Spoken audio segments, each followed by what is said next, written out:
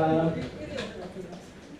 시작하면 되죠? 예. 시작기도 마치겠습니다. 성부와 성자와 성령의 이름으로 아멘. 하늘에 계신 우리 아버지, 아버지의 이름이 거룩히 빛나시며 아버지의 나라가 오시며 아버지의 뜻이 하늘에서와 같이 땅에서도 이루어지소서. 오늘 저희에게 일용할 양식을 주시고 저희에게 잘못한 일을 저희가 용서하오니 저희 죄를 용서하시고 저희를 유혹에 빠지지 않게 하시고 악에서 구하소서. 아멘. 성부와 성자와 성령의 이름으로 아멘. 삼위 예수님, 살리시니 여러와 같은 성을 보내주셔서 너무나 고맙습니다.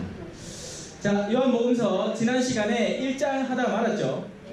어디까지인지 기억나는 사람? 모르지? 정상이다. 기억하면 이상하다. 자, 1장 대충 중간에 넘어갔고 일단 성령에 대해서 간단한 개념부터 잡고 넘어가겠습니다.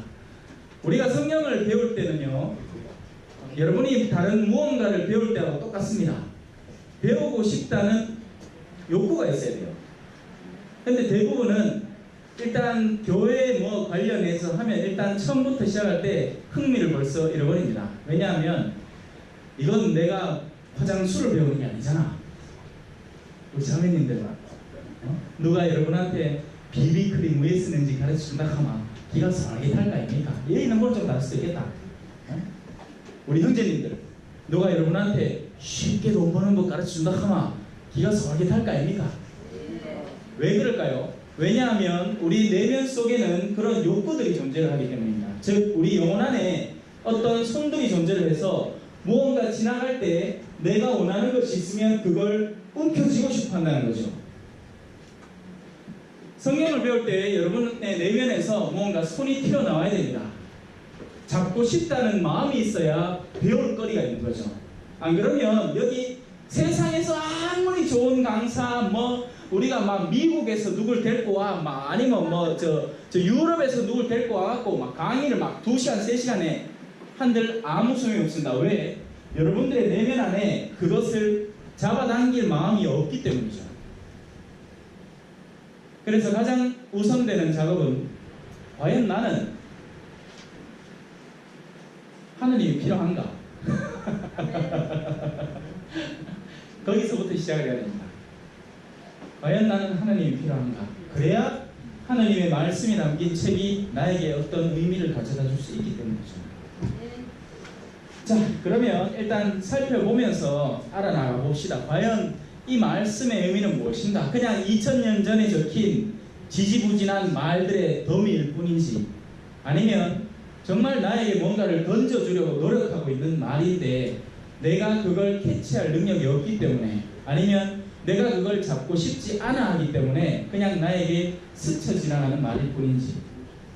원래는 저는 이제 미사를 먼저 드리고 하는데 늦게 오는 자매님들이라고 순화된 편을 쓰겠습니다. 왜냐하면 사장님은 연애가 크다고. 늦게 오는 자매님들이 계셔서 미사를 늦게 듣는답니다. 자, 먼저 성경을 빵빵하게 미사로 받고 그래야지 성경 강좌가 쭉쭉 들어가는데, 일단 처음 시도하는 겁니다. 먼저 성경 강좌를 하고 그 다음에 미사로 딱공을 갖는 그런 느낌이 되겠네요.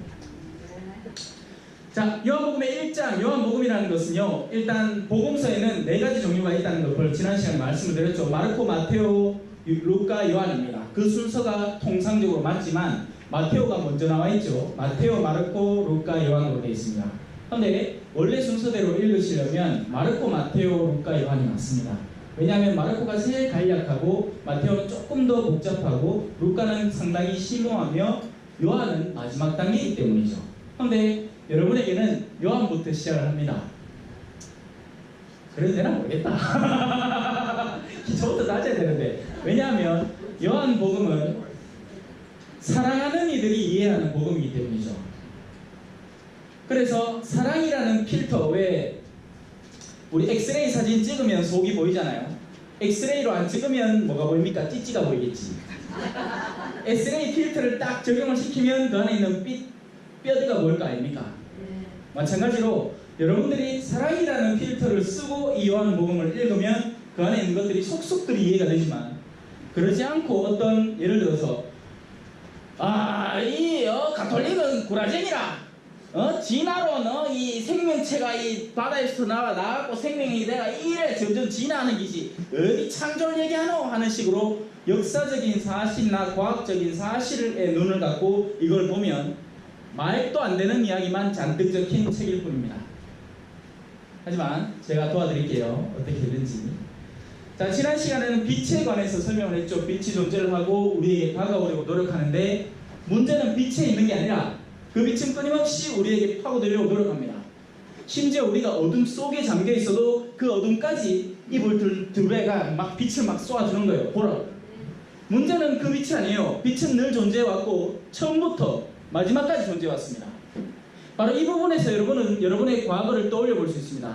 여러분이 갓 태어나고 어린 시절을 겪을 때 과연 그때부터 지금 가지고 있는 어둠이 존재를 했습니까? 아닙니다. 왜냐하면 그 어떤 어린아이든지 순진함으로 보호를 받기 때문입니다. 내가 아까 사장님이 연이라 했다 해갖고 여러분들이 웃었지. 근데 깐난쟁이 이제 1살도 안 된 깐난쟁이가 요 안개에 있어. 가고 야! 짱이나! 하고 욕을 해. 죄송합니다. 재단에서 얘기를 해서. 근데 그 아이가 짱이나 소리 듣고 이때까지 그냥 엉해 울다가 엉해! 하고 오구나? 아니죠. 왜 그렇습니까? 아이에게는 그 말을 이해할 능력 자체가 존재하지 않기 때문이죠. 아이들은 하느님이 그 계획으로 순진함으로 보호받게 해두었습니다. 처음부터 죄 지는 사람은 없어요. 그래서 저는 성선설을 믿습니다. 왜냐하면 창세기에서부터 만들고 나서 보시니 좋았다고 하시거든요. 심지어는 여러분들이 흔히 금기시하는 섹스마저도 원래는 좋은 겁니다, 여러분. 아멘. 그것이 혼인관계 안에서 그죠? 아주 둘의 사랑을 마지막으로 꽃 피우는 방식으로 이루어질 때는 성은 아름답고 좋은 겁니다. 하지만 그 성이 타락되고 더러워지는 이유는 한 여인이 그죠? 자신이 헌신해야 할 남편 이외의 다른 남자에게 추파를 던지고 신발이를 살살 들어가고 그러다만 남편은 그냥 네 화장 안 해도 이쁘다 하는데 억지로 비비크림을 발라가요. 눈을 그리가 눈이 마이마이 크게 만들어가 딴 남자한테 하마 그 남자가 어이구 이쁘네 해주는 그게 좋은 겁니다. 여러분 사제는 정결하다고 하죠. 하지만 오늘날 우리 가톨릭 교회는 그 정결의 의미를 상당히 다른 쪽으로 바꿔버렸습니다. 마치 독신이 정결한 듯이. 아니요, 결혼 생활도 정결해야 됩니다. 서로 자신의 남편과 자신의 아내만을 바라보는 그 순결한 마음이 있어야 됩니다. 하지만 오늘날 그 정결이 무너져 버렸죠. 혼인 생활만 유지를 하고 마음은 전혀 정결하지 않은 사람들이 존재를 하는 겁니다. 정결이라는 문제는 마찬가지로 하느님과 우리 사이에서도 벌어집니다. 우리는 신앙인으로서 정결한 마음을 지녀야 됩니다. 무슨 말이냐? 하느님에게 모든 믿음을 두고 하느님을 신뢰하고 살아가야 되죠. 그런데 주변에 아름다운 것들이 너무나 많아서 시선을 자꾸 빼앗기는 겁니다. 저것도 예쁘고 저 가방도 예쁘고 저 가방은 루비통이네 막 이렇게 사고. 정결함을 잘 가지십시오. 빛은 원래부터 정결하고 그 정결함을 우리에게 펼쳐 보이는데 문제는 바로 우리에게 있는 겁니다. 우리가 그 빛을 받아들이기를 거부하기 시작한 거죠. 그 생명은 사람들의 빛이었다. 그 빛이 어둠 속에서 비치고 있지만 어둠은 그를 깨닫지 못하였다. 사람은 원래 투명성으로 창조됐습니다. 여기 주변에 유리창들 한번 보세요. 불투명하죠. 그러니 밖에 사물이 올바로 보이지 않습니다. 다만 흐릿한 빛만 투과시킬 뿐이죠. 여기에서 더 더러워지면 예를 들어서 진흙창을 여기다 갖다 막 던져요. 그러면 빛이 더 안 들어오게 될 겁니다. 인간의 영혼은 하느님의 아름다움을, 하느님의 빛을 반사하는, 투거하는 가장 아름다운 창이요 가장 아름다운 거울입니다. 그런데 그 가장 아름다운 창과 거울에 우리가 우리 스스로의 자유의지로 더러움을 하나씩 둘씩 더해간 겁니다. 그래서 그 마음이 어지러워진 거죠. 그 어지러워진 마음들에는요, 사람의 마음이 어지러워지면 여러분들 어릴 때 떠올려 보십시오. 제 어릴 때만 해도 그랬습니다. 길 가다가, 아까도 저 나가다가 고양이가 이래, 흰 고양이가 누워있대. 그게 참 재밌고 좋아가지고 사진 한 장 딱 찍었다. 그게 아이와 같은 마음 아닙니까? 주변의 모든 것들이 신기해 보이는 겁니다. 그런데 어른의 마음은 그렇지 않잖아요. 어른은 집세 내야 되는데 차를 저거 사고 싶은데 지금 내 차에는 똥차인데 이 칸을 통해 아무것도 누리질 못해요. 이미 내가 지니고 있는 것에 대해서 감사할 줄도 모르고 누릴 줄도 모르는 마음이 되어버렸습니다. 왜? 다른 어떤 것에 집착해 있기 때문에. 여기 꽂혀버리면 내가 이미 지니고 있는 다른 모든 것들에 대한 감각이 사라져버리는 겁니다. 그래서 마음의 기쁨이 없어지는 거예요. 여러분이 진짜 하느님을 알게 되고 하느님을 사랑하게 되면요, 아침에 일어나는 순간부터 기뻐집니다. 왜? 숨 쉬고 있거든. 누가 카더라, 나이 한 80 때만 아침에 일어나자마자 두드려 맞는다고 마누라한테. 와, 숨 쉰다고. 웃자겠노? 사랑이 식은 거지 뭐. 자, 그래서 우리는 그 빛을 환히 받아들이는 존재가 되어야 되고, 우리의 그 어질러진 마음들을 다시 살펴볼 줄 알아야 되는 겁니다. 자, 근데 그런 가운데 요한은 그분을 정언하여 이렇게 말합니다. 그분은 내가 이렇게 말한 분이시다. 내 뒤에 오시는 분은 내가 나기 전부터 계셨기에 나보다 앞서신 분이시다. 우리는 시간이라는 관념을 이렇게 생각합니다. 저 젊죠? 왜 젊을까? 당연히 젊지. 나가 이제 40인데 만으로는 아직 40도 안 됐는데 젊지. 그리고 여러분들은 나이가 많지요? 예. 이게 우리의 시간관념입니다. 지금 여기 앉아 계신 어르신들 중에는 저 젊은 신부가 저 앞에 나와도 이거 말 잘하네. 한번 왜 하는가 보자. 한번 보자. 왜 하나. 이러고 계신 분들도 계시겠죠? 왜? 그분들의 나이는 이미 많으시니까요. 연세가 높고 세상 안에서 높은 지위, 기득권을 차지해 계신 겁니다. 왜냐하면 한국 사회만큼 나이를 존중하는 사회는 없거든요. 외국 나가면 안 그렇습니다, 여러분. 외국 나가면 주민님하고 밥 먹잖아요. 주민님 잘 계십니까? 그래 맛있는 거 어서 의지내노 이래 됩니다. 근데 우리나라 같으면 어떨까요? 저 같은 일개 짜들아 쫄다고 신고는요, 주경님 근처도 못 갑니다. 주경님 곁에만 가도 그 대단한 기지. 자, 인간의 관념으로서 우리의 나이는 언제 시작해서 언제 맞춰지고 그 시작점과 그 연장선이 중요합니다. 하지만요, 그 시간관념이 성경 안에는 없습니다. 성경의 시간은 때가 참의 시간입니다. 열매는 언제 따먹어야 제일 맛있을까요? 다 익었을 때. 자, 3월 16일날 씹었으니 7월 16일날 따먹으면 되지 하고 또 땄어. 둘 중에 하나. 덜 익었기나 썩었기나. 왜? 딸 시간은 직접 보고 결정해야 되는 거지, 그 날짜 됐다고 따면 안 되는 거예요. 비가 더 올 수도 있고 비가 덜 올 수도 있고 바람이 불고 우박이 떨어질 수도 있고 아닐 수도 있고. 여러분들의 인생의 열매는 때가 찰 때가 있는 겁니다. 그 참은 위로도 차지만 밑으로도 차는 거죠.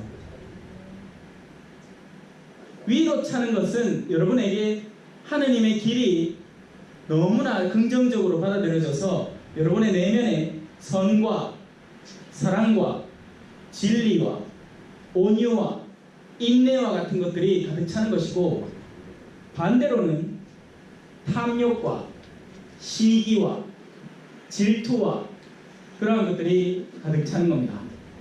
이 두 방향성으로 우리는 그 사람의 열매를 분별할 수 있게 되는 거죠. 위로 차 있는 사람은요, 근처만 가면 즐거워요. 그리고 다가가고 싶어. 괜히 저 사람 옆에 가면 즐겁고 또 무슨 긍정적인 에너지를 나한테 줄까 싶고 그렇습니다. 늦게 오신 자매님들이 없다. 우리끼리만 아는 농담이다, 그죠? 네.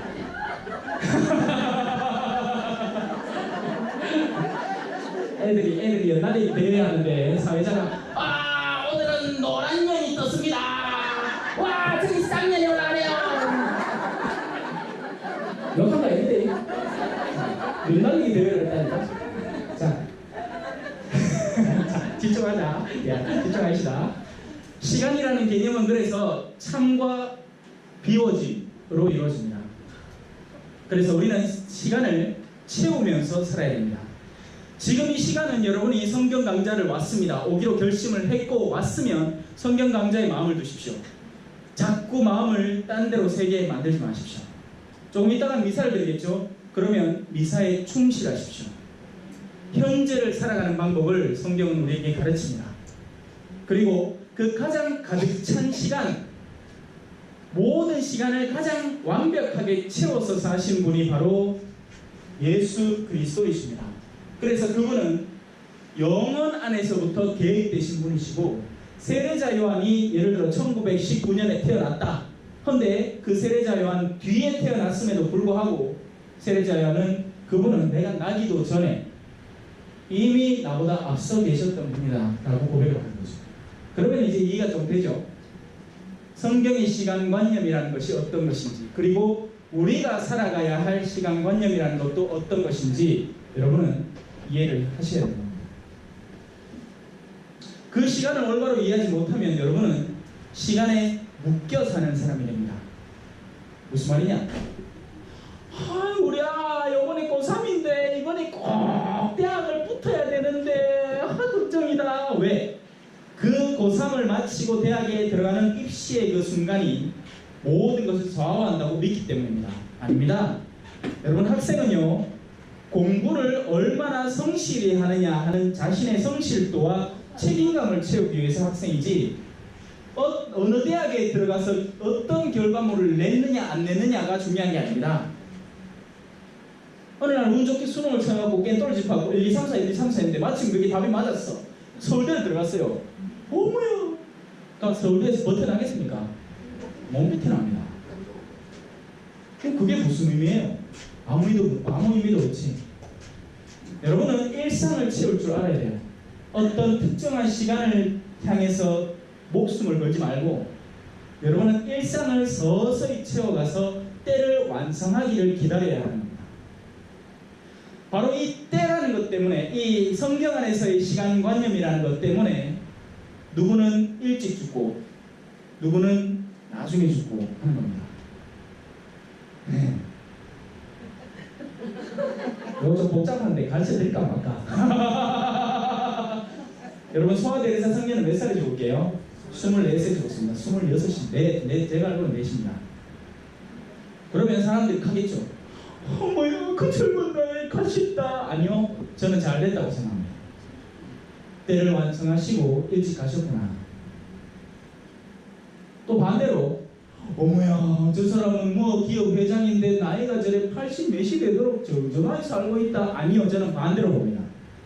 그가 어떤 기업의 사장으로서 엄청난 부를 소유한 채로 그 나이까지 산다는 건요, 계속해서 죄를 저지르고 있다는 얘기입니다.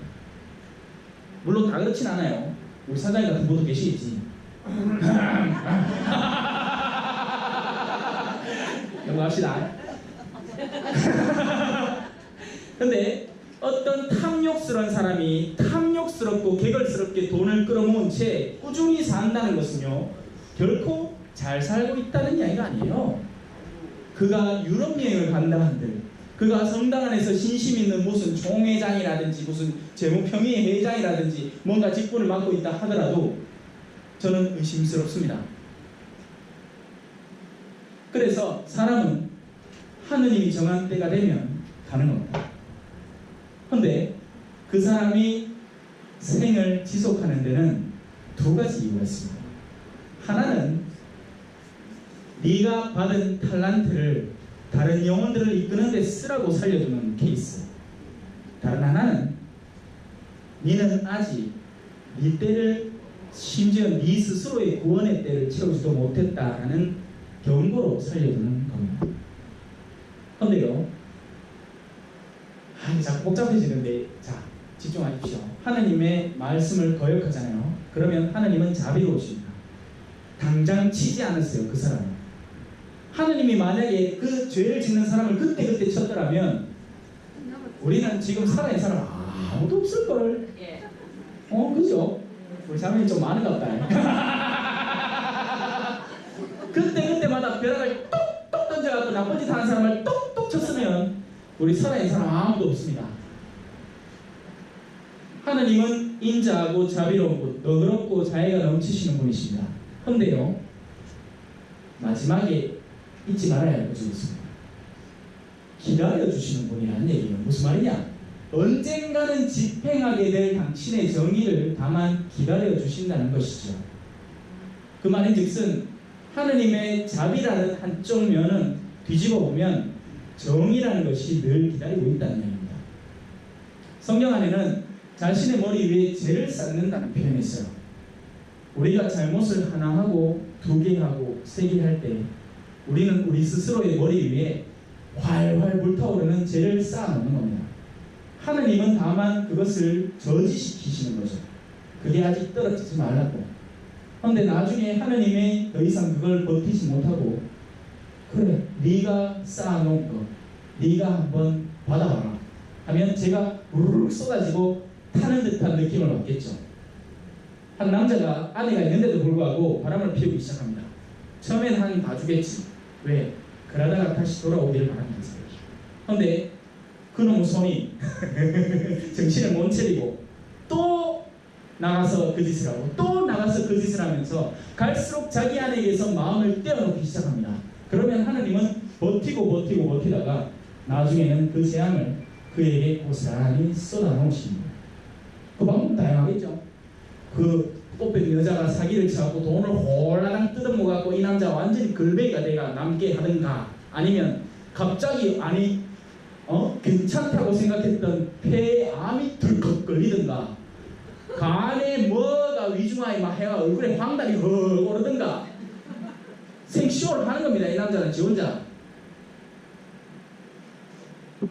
그러니 그런 때가 다가오지 않도록 우리는 미리미리 하느님께 돌아가야 합니다. 그런데 이 하느님은 그걸 강요하는 분이 아니세요. 왜냐하면 강요당한 것은 사랑이 아니기 때문입니다. 자, 요한복음은 사랑의 복음이라고 했죠. 우리는 그 사랑을 잘 이해해야 됩니다. 하느님의 사랑은 절대로 강요하는 사랑이 아니에요.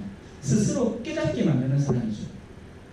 깨달을 기회를 주고 그가 스스로 돌이키게끔 해야 그 사랑이 나에게 의미가 있는 겁니다. 아를 죽도록 좁히고 난 뒤에 야, 니 내 사랑한다 해봐. 아빠 사랑해요. 그 사랑입니까? 그런데 그런 사랑을 즐기는 어리석은 남자들이 너무나 많습니다. 그게 사랑인 줄 알아요. 간단한 예를 들면 이런 거예요. 야, 니 내 말 그러면 다 줘? 내 재정지원 다 끊어본대. 돈 안 준대. 이런 어리석은 남자들이 있어요. 그러면 자기 가족이 자기를 섬기긴 섬기겠죠. 그런데 어떻게 파라오처럼 할렐루야 우차차 옛날 족장편 기도 아까 죽이쁜데 뭐. 거기엔 사랑이 없는 겁니다. 그리고 그런 사랑 없는 관계는요, 이 남자가 자신의 힘을 상실하는 그 순간 역전됩니다. 자식들이 대놓고 배랑 안개라 저놈 아버지라는 인간이 지금까지 엄마를 좁히고 그래 살아와. 좋아, 준비됐어. 힘만 빠져봐. 내가 돈만 벌어봐. 다시는 내 그놈의 얼굴을 안 본다 하면 다행인데 그놈을 죽이고 싶어하는 사람도 있으니까요.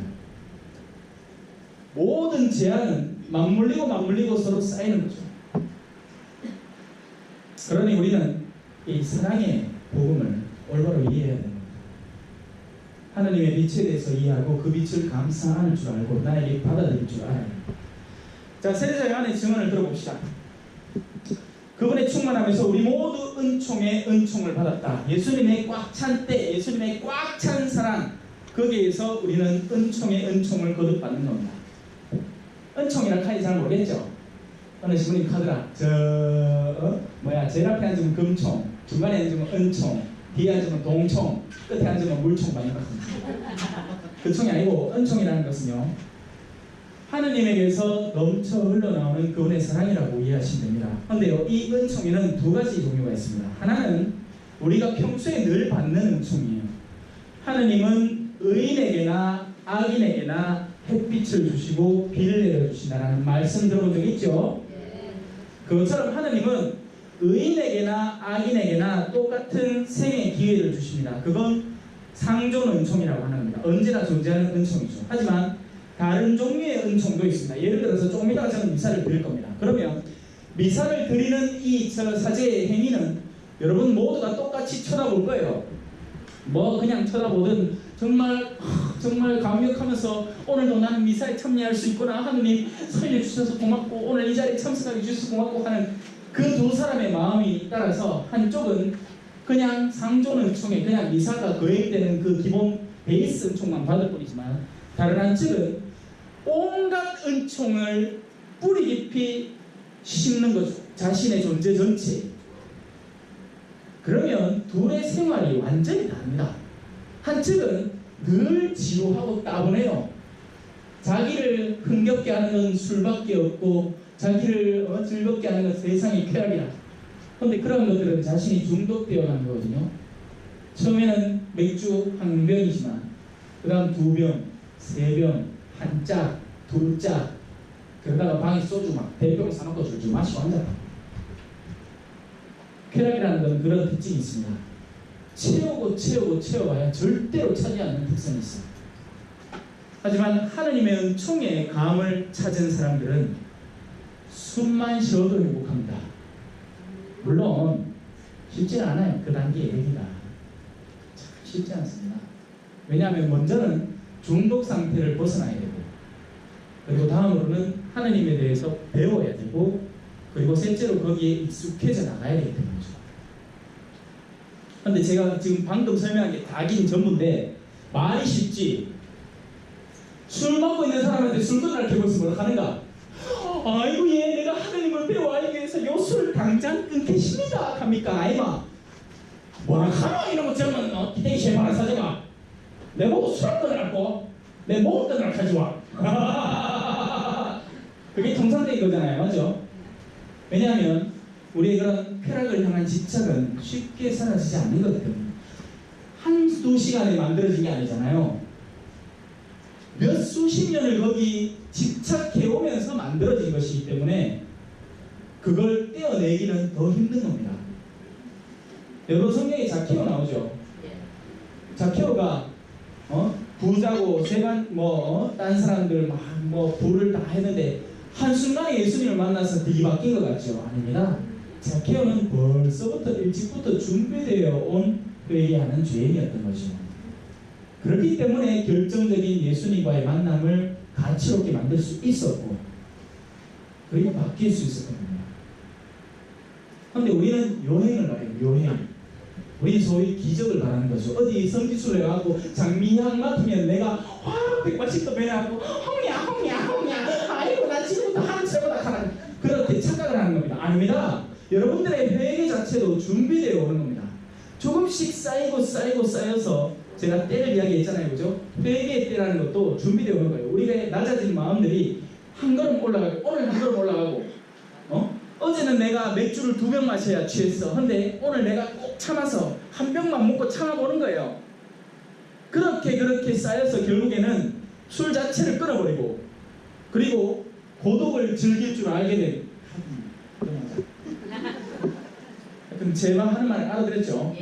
모든 변화의 과정은 하루하루 벌어지는 겁니다. 단순간에 뭐가 벌어질 가능성도 존재를 합니다. 왜냐하면 하느님의 은총은 너무나 크기 때문이죠. 하지만 하느님은 그렇게 쏟아부어서 인간을 확 변화시키는 걸로 만족하지 않으시는 분이에요. 토마 사도는 예수님을 보고서야 믿었습니다. 그 사람들 부러워하지. 나도 예수님만 봤으면. 아니요, 여러분들이 훨씬 더 복받은 사람들입니다. 그걸 보지 못한 채 믿을 수 있는 기회를 갖고 있기 때문이죠.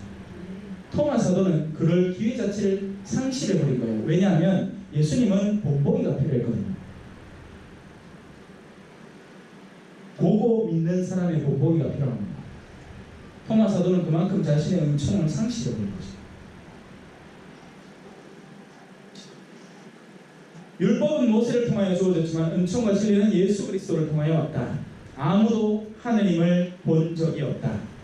아버지와 가장 가까우신 외아드님 하느님이신 그분께서 알려주셨다. 성경 안에는 특히나 요한복음 안에는요, 여러분들이 정말 이해하기 힘든 부분들이 자주 등장하게 될 겁니다. 그런데 그 이해하기 힘든 이유는 우리가 성경을 우리 통상적인 이런 관계 매듭으로 이해하려고 하기 때문입니다. 여러분, 요건 흰색이죠, 그죠? 그리고 요건 누리끼리한 색이다, 그죠? 네. 이게 우리 눈이 바라보는 것입니다. 하지만 우리의 마음은 이것은 덮개라는 것을 인식을 하고 이것은 받침이라는 것을 인식을 할 수 있는 거죠. 그러니까 우리는 우리 내면 안에 주상성을 확장을 시켜서 그냥 겉으로 보는 모습이 아닌 그 내면에 들어있는 모습을 더 볼 수 있는 겁니다. 자, 겉으로만 살아보면 어떻게 될까요? 어머야, 저 뒤에 양복 입은 분 오신다. 어이구, 저 귀하신 분인가 보다. 일로 오시소, 요 자리 내가 따라가고 막 자리 가고 요 앉으시소 하겠죠. 왜? 우리는 이 두 눈으로 그를 분별하려고 하기 때문이죠. 반대로 가난하고 우줄부리한 할아버지가 이대로 옵니다. 그러면 또 뭐 들어왔겠노 싶고 의학운동 우리 귀찮게 안 하고 그냥 저기 있다 갔으면 좋겠다 싶고 막 그러죠. 그런데 한 사람이 내면의 눈을 떴을 때 정반대의 것을 볼 수 있습니다.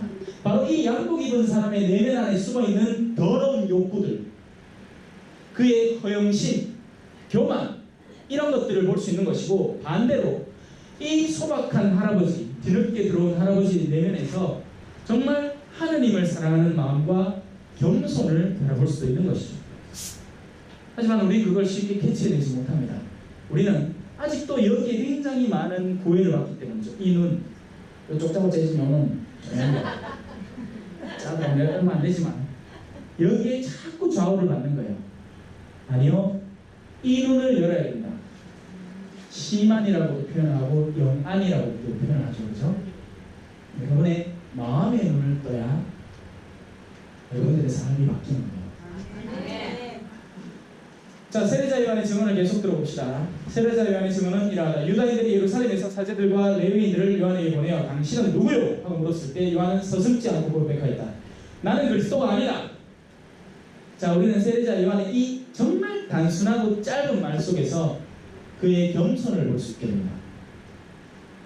만약에 누군가가 보이긴 해, 당신은 김태희를 살짝 닮은 것 같아요 하면 우리 자매님들의 통상적인 반응은 어떻겠습니까? 아유, 내가 좀 그렇지. 아유. 좋은 거예요, 좋은 거. 기분 좋은 거지. 뭐 입으로야 아니라 할 수도 있겠지. 에이, 농담을 해. 근데 이 미소는 숨길 수가 없는 기라. 마음이 좋은 거예요. 왜? 나는 김태희처럼 되고 싶다는 걸 반증한 거죠. 하지만 세례자 요한은 그러지 않았습니다. 어디 그런 소리를 하십니까? 저는 절대로 그리스도가 될 수 없습니다. 그러면 누구란 말이에요? 엘리야요? 그도 아니랍니다. 여기서 우리 지금 그리스도라는 단어, 엘리야라는 단어는 우리 한국 사람의 지적인 능력에는 별 의미가 없어 보입니다. 우리는 오히려 그 100원짜리 동전, 이자는 100원짜리 동전도 잘 안 써요, 그죠? 이순신 장군, 아니면 세종대왕, 우리 5만원짜리 누구 있노? 김사인당, 이런 유명한 사람쯤 되는 사람들입니다. 유대의 문화 배경 속에서 그리스도라는 존재는 완전 대빵. 아니면 그리스도 그 밑에 있는 최고 예언자는 누구? 엘리야. 그런 단어들을 들으면 마음이 우쭐해지는 거지. 근데 이 세례자 요한은 정반대로 본 아니요. 나 그런 사람 아니요. 그러면 그 예언자요, 이 표현도 마찬가지입니다. 이건 이제 성경적인 조금 지식 배경 안에서 이루어지는 건데 넘어가도록 하겠습니다. 하여튼 세례자 요한은 아니라는 거예요. 네 그래 중요한 사람 맞지? 우리가 너한테 중요성을 던져주고 싶은데 네가 그 사람 아니가? 아니요. 당신은 누구요? 우리를 보낸 이들에게 우리가 대답을 해야 하고 당신은 자신을 무엇이라고 말하는 것이요? 요한이 말하였다. 나는 이사야 예언자가 말한 대로 너희는 주님의 길을 곱게 내어라 하고 광야에서 외치는 이의 소리다. 깊이가 너무 깊다. 무슨 말이냐? 자, 당신은 말씀이 아니고 그 말씀을 비춰내는 소리라는 겁니다. 여러분, 삼위일체에 대해서 지금 설명하는 거예요. 하느님이라는 분이 계십니다. 그분이 보자 세상을 어째 만들고 하고 생각을 떠올리잖아요. 바로 그 생각, 그 영이 성령입니다. 하느님의 거룩한 영. 그런데 그 영을 당신은 어떻게든 세상을 만들기 위해서 표현을 해야 될 거 아닙니까? 하느님은 세상을 어떻게 만들었죠? 뭘로 만들었습니까? 말씀으로 만들었습니다. 하느님의 입에서 빠져나온 그 말씀, 여기 계시잖아요. 그 말씀으로 세상을 조성한 거예요. 그 말씀은 사랑이었습니다. 뭐에 잠이 슬슬 오는 것 같다. 벌써 자면 안 된대. 그 말씀으로 세상을 조성한, 그래서 하느님과 성령과 그 말씀은 전혀 분리된 것이 아니라 똑같은 존재인 거죠. 근데 세례자 요한은 그 말씀이 입에서 튀어나왔어요. 근데 그 말씀이 여러분의 귀에, 지금 제가 하는 마이크로 하는 이 말이 여러분의 귀에 어떻게 들어가고 있습니까? 스피커를 통해서 공기가 떨리고 그 공기의 떨림이 우리 귀를 통해서 들어오는 거죠. 근데 만약에 제가 공기의 떨림을 다르게 표현해, 여러분 안녕하세요 여러분, 만나서 반가워요. 소리는 천차만별이겠죠. 소리는 저마다의 형태에 따라 정말 다양할 것입니다. 하지만 그 소리는 하느님의 말씀을 다양한 방식으로 사람들에게 전할 수 있는 거죠. 근데 예를 들어서 안녕하세요 하면 어떤 자매들은 어머야 나 저 목소리 너무 좋다 하는데 딴 자매들은 어머야 저 친구는 목소리 저러네 너 안 하겠나, 그죠? 내가 어떤 의도로 말을 하는가 하는 게 중요한 게 아니라 그 말의 목소리 때문에 여러분은 한측은 좋아하고 한측은 기피하게 되는 겁니다. 그게 우리 인간의 변덕이라는 거예요. 제가 지금 성경의 그 아름다운 핵심을 전하는데 지금 여러분들 중에는 애써 들으려고 노력하는 사람이 있는가 하면 나는 막 수업이라 하면 딱 싫어. 벌써 그래. 앉자마자 잠이 막 오고 막 휴대폰 보고 싶고 막 문자 뭐 왔나 보고 싶고 막 난리가 나. 그런 사람에게는 휴대폰 문자로 성경 말씀을 전할 수 있을 겁니다. 맞죠? 세례자 요한은 그런 예수 그리스도의 말씀을 전하는 하나의 방식, 하나의 소리였습니다. 하지만 가장 완벽한 소리, 가장 잘 다듬어진 소리였죠. 자, 그런데 세례자 요한이 전한 메시지 중에 하나는 이거였습니다. 너희는 주님의 길을 곱게 내라라고. 길을 곱게 내라는 말은 길이 삐뚤어질 수도 있고 길이 높낮이가 있을 수도 있다는 얘기죠. 여러분 남자들 군대 가면 그 뭐라 하나 이 땅 다지는 걸 뭐라 하지? 삽질은 땅을 파는 거고 그 외에 그 나라시 내면 안 하는 거야. 나라시 한다 하잖아요. 네, 나라시 하잖아. 노가다는 그 일을 하는 사람을 얘기하는 거고. 자, 땅은 낮은 곳은 높여져야 되고 높은 곳은 낮아져야 됩니다. 그게 땅을 다지는 방법이에요. 그래야지 임금이 오시는 겁니다. 그 길을 따라서. 우리의 마음은 낮아져서도 안 되고 높아져서도 안 되는 거예요. 마음은 어떻게 낮아지느냐? 와, 내 이따구로 일을 사는데 내한테 예수님이 오겠나? 그냥 막 살자. 이게 낮은 마음. 이런 사람에게는 이렇게 얘기해줘야 된다. 그래도 오십니다. 용기를 내십시오. 마음을 들어놓으세요. 당신의 죄가 진홍색같이 붉을지라도 예수님을 만나면 마음이 맑아질 수 있습니다. 용기를 지나세요. 당신의 악습이 아무리 짙고 어두움이라도 그보다 더 밝은 빛이 다가오시면 빛을 낼 수 있으니 다시 힘내십시오. 그게 낮아진 마음을 높이는 방법입니다. 반대의 경우도 있겠죠. 높아진 마음입니다. 내 정도로 사는 사람 있나? 내 몇 킬로 열심히 성당 나가고 피임사까지 꼬박꼬박 나가고 성체 조배회까지 해갖고 내가 밤새도록 돌아가면서 성체를 모시고 내가 여러 사람 있겠나? 레지오는 천차조회를 했지롱. 꼬르시려는 성차수를 갔다 왔지롱. 교만한 마음.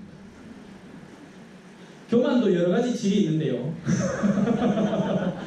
돈 때문에 교만한 사람이 있고, 학식 때문에 교만한 사람이 있고, 제일 최악은 영적인 교만입니다. 딴 건 답이 있어요. 딴 건 답이 있어요. 그 자신이 교만을 느끼는 그것이 무너질 때 겸손해집니다. 겸손해지거나 아니면 좌절하거나 둘 중에 하나지. 근데 영적인 교만은 답이 없습니다, 여러분. 하느님 앞에 교만한 사람은요, 답이 없어요. 근데 하느님 앞에 교만한 사람이 자신의 교만을 알까요, 모를까요? 모릅니다. 바로 그들이 율법학자고 바로 그들이 바리사이인 겁니다. 그들은 자기 스스로 최고로 거룩한 사람이라고 스스로를 알고 있는 거예요. 어리석게도 그런 줄 알고 있었죠. 아이고야, 가들은 답이 없어. 눈으로 보아도 보지 못하고 귀로 들어도 듣지 못하니 내가 그들이 돌아와서 고침을 받지 않게 하는 것이다. 그 말이 즉슨 하나님이 고치지 않겠다는 게 아니요, 그들이 끊임없이 그 고침을 거부하고 있다는 이야기입니다. 조심하십시오. 여러분들의 마음이 하나님 앞에 교만해지지 않도록 조심하십시오. 자, 여기에서 하나 짚고 넘어가야 될 주제가 있습니다. 겸손이라는 것인데요. 여러분, 겸손이라는 게 저는 그런 거 뭐합니다, 이거 겸손 아닙니다. 이거는 다른 차원의 교만입니다. 내가 이렇게 나 스스로 마구 낮추니 너희들이 높여줘 라는 얘기예요. 나한테 탤런트가 있어. 내가 기타 칠 줄 알고 여기 계신 분들처럼 피아노 칠 줄 알아. 그래서 주임 미사 때 지금 다른 반주자가 없었는데 좀 도와주시죠. 저는 그런 거 뭐합니다. 이거는 교만이에요. 겸손은 내 위치를 올바로 아는 겁니다. 거기서 들어 높여줘서도 안 되지만 낮춰지는 것도 안 되는 거예요. 내가 할 수 있는 무언가가 있으면 기꺼이 돕고, 그게 겸손인 거죠. 겸손의 본질적인 의미는 하느님 앞에서의 겸손입니다. 왜냐하면 주님 앞에서 우리가 우리를 드러높일 수 있는 사람은 아무도 없기 때문이죠. 하지만 우리 인간들 사이에서는 나 자신의 위치를 올바로 인식하고 있어야 됩니다. 그래야지 내 탤런트를 쓰는 거예요. 안 하고 막 나는 다 뭐합니다, 난 다 뭐해요, 뭘 그리 뭐하는데. 저는 남미 가서 스페인어도 모르고 그 동네 문화도 모르고 그 동네 아무것도 몰랐지만 8년 동안 복음을 전하고 왔습니다. 그래서 저는 남미 사람들한테 늘 얘기했어요. 여러분들, 예를 들어 한번 떠올려보십시오. 여기 불란서 신부가 또 왔어. 예를 들어 두봉주교님 왔어. 우리 자매된다. 여러분들 저보다 한국말 더 잘하시지요? 그럼 뭐라고 하겠습니까? 예. 그나마 복음을 전하는 데 있어서 여러분에게 장애가 되는 이유가 변명거리가 뭡니까? 왜 하느님의 말씀을 다른 이들에게 못 전하겠다고 나서는 겁니까? 하느님은 여러분에게 열린 입을 주셨고 한국말의 기회를 주셨는데, 가끔씩 제가 뭐 짜증나는 표정이라든지 약간 이 정신이 약간 분노한 걸 드러내더라도 속지 마십시오. 그냥 이 복음을 전하는 도구로서 감정을 쓸 뿐입니다. 왜냐하면 여러분들의 마음은요, 지성만 존재를 하는 게 아니에요. 예를 들어서 저하고 이따가 좀 쉬는 시간에 나가고 둘이 싸웠어, 삐졌어. 내가 그냥 가만히 있으면 될 걸, 자매님 그 뒤에 빠져났네 옷에. 어머야, 신부님이 지금 다 드러내고 하면 야로 그 자매가 기분이 팍 상하잖아요. 그 다음에 들어와 이제 미사를 드리겠죠. 제가 암만 거룩한 이야기를 하고 암만 합리적인 이야기를 해도 그 자매 귀에는 하나도 안 들리는 겁니다. 왜? 감정이 상해 뿌는기라. 이런 일이 여러분들의 남편과 아내 사이에서 툭 하고 일어납니다. 감정이 상했기 때문에 암만 좋은 걸 해도 소용이 없게 된 거죠.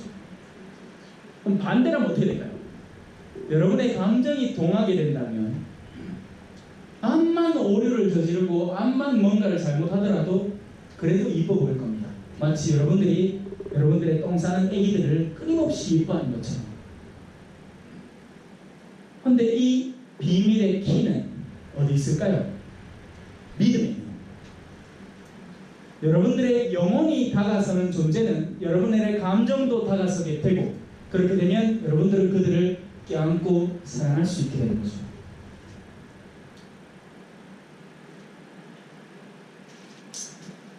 진도를 합시다. 자, 6kg 많이 셉니다. 근데 6kg 세는 걸 모르게 세죠. 자,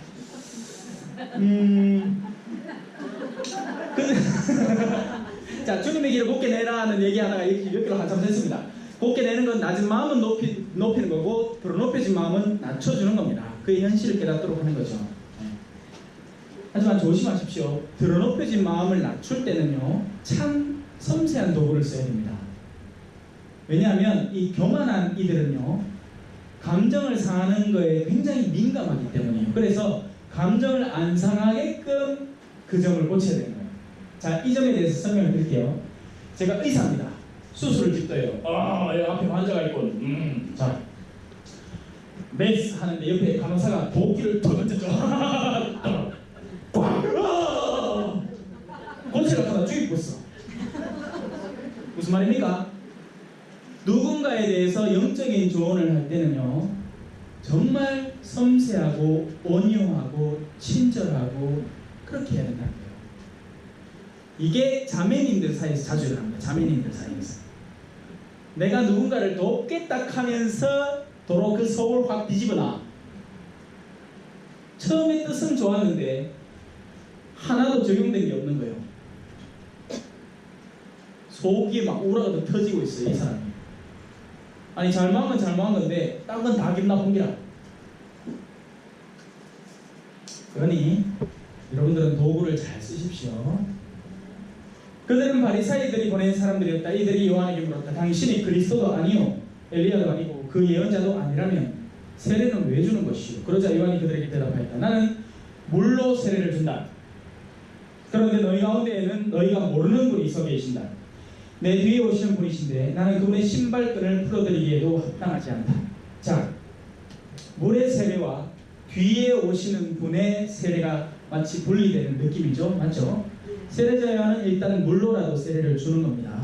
그리고 그 세례는 그 자체로 유효해요. 하지만 진짜 배기 세례는 뒤에 오시는 분을 받아들일 때 진짜 세례가 이루어지는 겁니다. 예를 들어 드릴게요. 닭똥집 파는 아이샤 하루에 막 520 팔아야 되는데 요즘 매출이 좀 뜸해. 450개라 50개 더 팔아야 되잖아요. 어쩌까 동네 보이게는 저 성당이 하나 있어. 사람이 한 매주일마다 한 300명씩 와. 신부님 세례 받고 싶습니다. 예. 수업을 다 들어요. 다 듣고 머리에 물을 받았네. 예. 베네딕토 형제님 안녕하십니까? 예, 저는요 요쪽에 똥집 파는 사람인데요. 아이고, 마르타 자매님 안녕하십니까? 저요 요 뒷집에 똥집 파는 사람이에요. 자, 이 사람 뭡니까? 하느님의 집을 장사꾼의 소굴을 만드는 사람이죠. 그의 세례는 그냥 물의 세례였던 겁니다. 그는 예수 그리스도를 정말 껴안고 할 마음이 전혀 없던 거죠. 애시당초 장사할 마음으로 왔고 장사하는 겁니다. 그리고 언제라도 닭똥집이 600개, 신자들의 도움 없이 600개 팔리면 자동으로 성당 떠날 사람입니다. 그는 먹을 것을 배불리 덕분이 다 먹었기 때문이죠.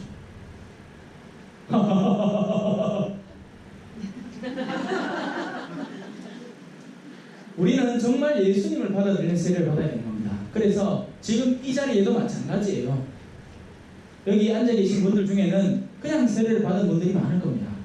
그리고 예수가 누군지 성경 말씀을 들어보긴 했지 미사 때 앉아 있으니까 억지로 듣는 겁니다. 근데 전혀 마음이 동한 적도 없고 그걸 들어서 뭐 하겠다 싶기도 하고 그 시간만 되면 막 딴 거 보고 막 주고 괜히 여기는 주고 없죠? 다행이다. 있어요 주고? 없으니까 어쩔 수 없이 쳐다보고 있어야지. 왜냐면 딴 성당에는 강론 시간에 주고 오는 시간이잖아. 그때 다 보는 겁니다. 막 겨우 소식까지 다 일일이 다. 진짜 예수 그리스도를 만나서 참된 세례를 받으세요. 그래야 우리의 삶의 의미를 되찾을 수 있게 되는 겁니다.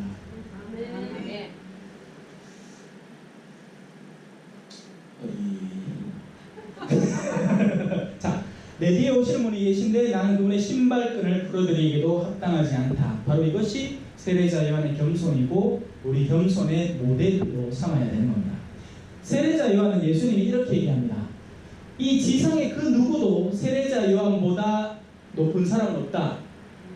그러니까 세례자 요한은 모든 극기에 가장 최상급을 달린 예언자였던 거죠. 구약의 마지막 예언자라고 표현이 됩니다. 다른 예언자들도 뭐 이사야 예언자, 우리가 복음서, 그러니까 구약 복음 성서에 나오는 수많은 예언자들 있죠. 스가랴, 뭐 이사야. 근데 그들의 모든 삶을 통틀어서라도 세례자 요한의 삶이 가장 극도의 율법을 완벽하게 지킨 삶이었던 겁니다. 그런데 예수님은 그렇게 얘기합니다. 하늘나라에서 가장 작은 이라도 세례자 요한보다는 높다. 왜? 왜냐하면 하늘나라는 사랑으로 가는 곳이고 사랑으로 충만해지는 곳이기 때문입니다.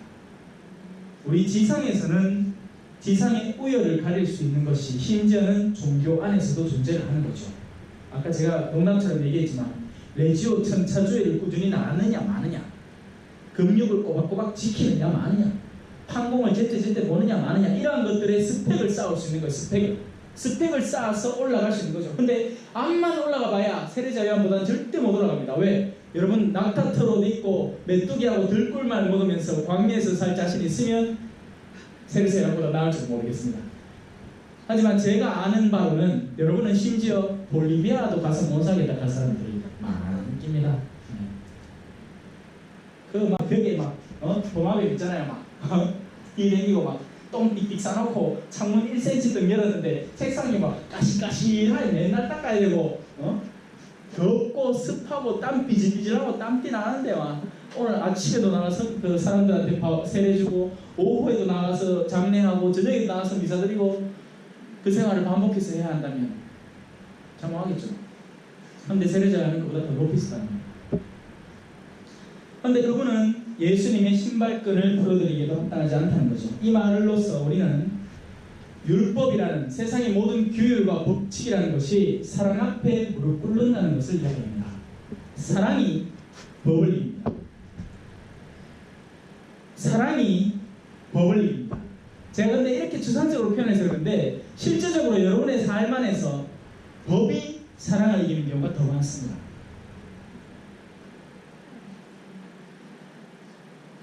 신부님을 예를 들게요. 뭐 이따로 사랑한다 이거? 이거는 45도 각도로, 요거는 90도 각도로 이래 하고 이래야지. 수녀 오락해라 수녀. 뭐야 진짜? 언제? 참아있어. 아니 농담. 예를 들자는 얘기죠. 어느 성당에서 그런 식으로 신부님이 얘기를 하신다는 거예요. 근데 그건 사랑이 없는 거죠. 만약에 정말 뭔가 잘못된 것이 있고 고쳐야 할 것이 있더라면 성모님의 남편 누굽니까? 요셉이죠. 요셉은 의로운 사람이었다고 성경이 표현됩니다. 왜? 그의 의로움은 그렇게 난도질하는 의로움이 아니었거든요. 마리아를 몰래 불러서 마리아가 임신했다는 걸 알았어. 근데 그 임신이 성령으로 인한 건 자기 알 도리가 없죠. 근데 그걸 공개 처형을 하지 않고 멀리 불러왔고, 마리아야, 네 임신했는 건 왜 한동안 아는데 그래도 네가 안타깝고 내가 여전히 네를 사랑하니까 우리 조용히 파혼하자가 되는 겁니다. 그게 사랑이에요. 그래서 요셉은 의로운 사람이었던 거죠. 그런데 오늘날에는 우리는 전부 다 의로운 사람입니다. 어떻게 의로운 사람이냐? 봐라 이거 정유라 봐라 이거. 갖고 되나 이거? 왜 돼? 죽여야지. 감옥에 쳐내야지. 어? 와, 이 살인마 말은 이래요. 야, 여러분 막 발끝부터 카트칼로 따따따따 쓰리 죽여야지. 우리가 심판자가 되는 겁니다. 무슨 권리로? 아니요, 우린 그럴 자격이 없습니다, 여러분.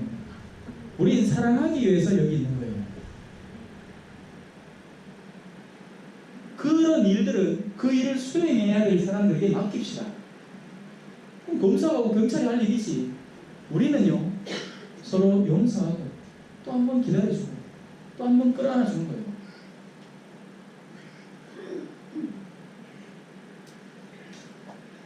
자, 하느님의 어린 양입니다. 성경 안에는 여러 다양한 표징들이 나오고 이 표징들은 여러 전례적인 양식 안에서 쓰입니다. 여러분 다른 유명한 성당을 가거나 하면 스테인드 글라스나 아니면 제대 앞에 양이 이렇게 있는 모습이 있을까요? 제가 최근에 사수성당인데 지난 주일에 봉헌식을 했습니다. 새로 지은 성당. 네. 볼리비아에서 돌아온 지 아직 1년도 안 됐어요. 네. 제가 발령받은 지는 10개월도 안 됐고 근데 성당 마무리하고 봉헌식 해봤습니다. 초스피드. 근데 그 감실의 문양이 바로 이 어린 양의 문양입니다. 어린 양인데 길쭉한 깃대에 이렇게 십자가 깃발을 탁 펼치고 있는 승리했다는 표시죠. 그 깃발이라는 것은 양이 죽었다가 이제 승리한 모습입니다. 어린 양을 표지로 쓰는 이유는 양은 죽을 때 찍소리 안 내거든요. 제가 볼리비아에서 죽이는 거 봤거든요. 볼리비아에서 양 먹다는 걸 봤습니다. 그냥 부둥부둥거리지 하다못해 무슨 뭐 우리 개를 패더라도 개가 게임 안 하겠나 그죠? 근데 양들은 목을 쓱 따는 순간 조용해요. 그러니까 더 안타깝더라. 무슨 비명이 같다는 그런 얘기 있잖아요. 그거는 와 하고 왔다는 얘기잖아. 근데 와 또 안 하고 가는 거야 그냥. 피를 줄줄줄 흘리면서 가는 거야. 이분이 그렇게 가신 거죠. 비명이라는 것은 자신의 마지막 저항입니다. 죽기 싫다는 저항인 것이고, 그런데 예수님은 그 수많은 범죄자들 앞에서 네가 이런 모함을 당하고 있는데 했을 때 입을 꾹 다물어 버렸습니다. 왜 그랬을까요? 자, 이 마지막 것만 설명하고 오늘 수업 마치겠습니다. 벌써 시간이 다 됐네. 이렇게 설명해 드릴게요. 사람은 살다 보면 누구나 쓰레기를 만들어내겠죠? 맞죠? 그래서 우리는 저마다 생활 안에서 영적인 쓰레기를 생산해내는 이들입니다. 물론 뭐 껌 씹고 껌 쪼가리도 버리지만 우리는 다른 누군가에게 언제나 완벽하고 모범적으로만 살 수는 없어요. 영적인 쓰레기를 만들어냅니다. 그냥 우리 쓰레기 버리는 거 상상해 보시면 돼요. 자, 이 버릴 쓰레기 누가 치워야 됩니까? 맞아요. 내가 버렸으니 내가 치워야죠. 맞죠? 내가 버린 쓰레기니까 내가 치워야 됩니다. 근데 여러분, 세상의 모든 쓰레기들이 통상적으로 그러하듯이 버린 사람이 치웁니까? 안 치우죠? 그럼 누가 치웁니까? 안 치워지거나 영원히, 아니면 그 자리가 너무 더럽다는 걸 아는 누군가가 그 쓰레기를 치우는 겁니다. 왜? 자기가 안 버렸는데도 불구하고 치우는 거죠. 내가 버린 영적 쓰레기, 다른 표현으로 나의 죄는 다른 누군가가 사랑으로 감싸 안을 때 없어지는 겁니다. 최고의 영적 쓰레기 청소부 예수 그리스도이신 거죠. 그래서 그분은 어린 양으로서 당신 앞에 가해지는 모든 모함과 부정적인 것 앞에서 입을 다물고 그것을 끌어안으신 겁니다. 자, 이래 얘기하니까 되게 이뻐 보이죠, 그죠? 하지만 우리 실생활은 어떨까? 자매님들, 어머야, 내가 오늘 하루 종일 빨래하고 하루 종일 청소하고 하루 종일 밥하고 이놈의 남편은 집에 오자마자 양말 끄고 벗으라고 속이 상해 죽겠다. 무슨 말입니까? 나는 니 따오가 버리는 쓰레기는 못하겠다 이놈아. 그러니 황혼이혼이 빈버리집니다. 졸업이나 하대요. 졸업. 혼인 졸업한다고 졸업. 참 말도 희한하게 만들어낸다. 젊은 아들 말 재밌는 거 만들어낸다 하지만 뭐 어른들 뭐 하나도 뭐 안 다르다. 세상 조론이 어딨노 조론이. 여러분 행해라 농담으로 그런 표현하지 마십시오. 신앙인에게는 하나의 혼인밖에 없습니다. 검은 머리 화뿌리 되도록 옷에는 염색을 했어가지고 화뿌리가 안 돼. 그래도 우리 어르신 솔직하시다. 염색한 사람 많죠? 아니 염색하지 말라는 얘기 아니고 농담이지. 그러니까 그 혼인이 안에서 우리는 일어나는 그 소소한 작은 감정의 충돌마저도 그 내 남편이 내어놓는 그 영적인 쓰레기마저도 못 지고 가겠다고 난리를 치는 우리들인 겁니다. 그러니까 우리의 그런 옹졸함을 우리 스스로 자각할 필요가 있다는 얘기죠. 그러니 그분의 관대함과 그분의 사랑이 얼마나 충만히 넘쳐 흘렀다는 것입니까? 여러분 예수님이 십자가에서 겪은 고통은 이 발에 박히는 못, 손에 박히는 못만이 전부가 아니었습니다. 물론 그 고통도 극도였습니다. 극도였어요. 왜냐하면 로마 시대의 채찍질은 그냥 채찍이 아니라 채찍 끝에다가 쇠조각을 달아서 채찍질을 했기 때문에 한 번 후려칠 때마다 살점이 두두둑 떨어져 나가는 걸 예상해 보시면 됩니다. 우리가 꼴라니가 손톱면 찢어졌다고 아야! 개사고 난리치는데 살이 두둑 떨어지면 얼마나 아프겠나요? 그런데 예수님의 고통이 그 육적인 고통만이었다고 착각하지 마십시오. 예수님의 진짜 고통은 전혀 다른 차원에서 시작된 겁니다. 정서적인 고통, 모함의 고통, 여러분들이 소위 말하는 억울하다는 고통, 내가 정말 착하게 살아고 성실하게 모은 돈 한 200만 원 되는 거 200만 원 작나? 한 2천만 원 2억 하자 2억을 모았는데 내가 정말 믿던 후배라고 하고 내가 그걸 빌려줬는데 뒤통수를 부하락 포에치고로 도망가보네. 억울하다. 바로 거기에서 속병이 시작되고 막 다 시작한 거예요. 그 억울함의 고통, 그리고 영적인 고통. 자, 영적인 고통이란 무엇이냐 하면 여러분들이 엄마인데 자녀들이 엇나갈 때 느끼는 고통하고 비슷합니다. 사랑의 고통이죠. 내가 정말 사랑하는 이가 자기 스스로 망쳐가는 고통, 그걸 지켜봐야 하는 고통. 내가 구세주로 여기 와 있는데 지금 나를 못 박은 이들이 끝까지 나에 대해서 모욕을 던지면서도 자기 스스로의 잘못을 인정하지 못하고 인정하기는커녕 오히려 자기들이 잘난 줄 알고 계속 나를 모욕하는 그 상태, 그것이 영혼의 고통입니다. 성부와 성자와 성령의 이름으로 아멘. 성부와 성자와 성령께 같이 이제와 항상 영원히 아멘. 성부와 성자와 성령의 이름으로 아멘. 숙제이신데 숙제. 진짜로 지난 시간 숙제를 안 냈어. 제 숙제는 어려운 건 아닙니다. 하느님의 어린 양부터 해서 1장하고 2장 읽어보십시오. 왜냐하면 먼저 읽어봐야 내가 어느 길을 갈지 미리 짐작하게 되고 그 길 가운데 만나는 이 꽃의 이름은 뭔가 궁금하기도 하고 그래서 그 길을 걸어가는 안내인에게 물어볼 수도 있게 되는 겁니다. 그런데 그런 게 없으면 1시간 수업을 들어도 여러분 오늘 마찬가지일 겁니다. 아마 대부분의 사람이 그럴까요? 여러분에게 남은 어떤 부분은 기억이 나겠지만 예를 들어 남편 양말 거꾸로 벗을 때 화내지 말자 뭐 이런 기억이 나겠지만 다른 중요한 것들이 별로 기억이 안 날 거예요. 금방 잊혀지는 겁니다. 왜? 나한테 그걸 쥐고 싶은 마음 자체가 없었기 때문이죠. 그러니 읽어보십시오. 어려운 거 아니죠? 예.